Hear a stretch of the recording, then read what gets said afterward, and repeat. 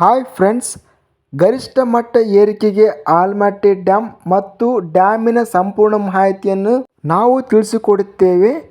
ಚಾನಲವನ್ನು ಬಹಳಷ್ಟು ಸಬ್ಸ್ಕ್ರೈಬ್ ಮಾಡದೆ ವಿಡಿಯೋಸವನ್ನು ನೋಡುತ್ತಿದ್ದಾರೆ. ದಯವಿಟ್ಟು ಚಾನಲವನ್ನು ಸಬ್ಸ್ಕ್ರೈಬನ್ನು ಮಾಡಿ, ವಿಡಿಯೋವನ್ನು ಲೈಕ್ ಮಾಡಿ ಮತ್ತು ಶೇರ್ ಮಾಡಿ.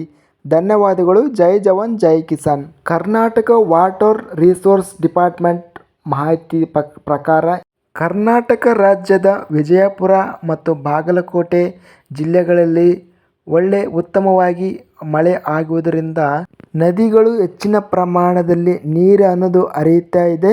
ಇದರಿಂದ ಜಲಾಶಯಕ್ಕೆ ನೀರಿನ ಪ್ರಮಾಣ ದಿನದಿಂದ ದಿನಕ್ಕೆ ಗಣನೀಯವಾಗಿ ಹೆಚ್ಚಳ ಅನ್ನೋದು ಆಗ್ತಾ ಇದೆ. ಆದರೆ ಇಂದು ಆಲಮಟ್ಟಿಯ ಡ್ಯಾಮಿನ ವಿವರಗಳು ಈ ರೀತಿಯಾಗಿ ಇದೆ. ಆಲಮಟ್ಟಿ ಗರಿಷ್ಠ ಜಲಾಶಯ ಮಟ್ಟ ಬಂದು 519.60 ಅನ್ನೋದು ಇದೆ.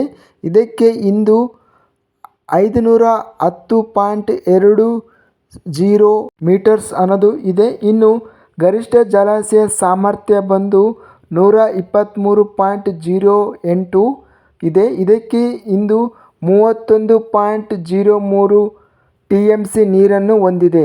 ನೀರಿನ ಇನ್ಫ್ಲೋ ಬಂದು 13,531 ಕ್ಯೂಸೆಕ್ಗಳು ನೀರಿನ ಒಳಹರಿವು ಮತ್ತು ಹೆಚ್ಚಿನ ಮಾಹಿತಿ ನೀರಿನ ಹೊರಹರಿವನ್ನು ಔಟ್ಫ್ಲೋ ಬಂದು 430 ಕ್ಯೂಸೆಕ್ಗಳು. ಮತ್ತು ಶೇರ್ ಮಾಡಿ.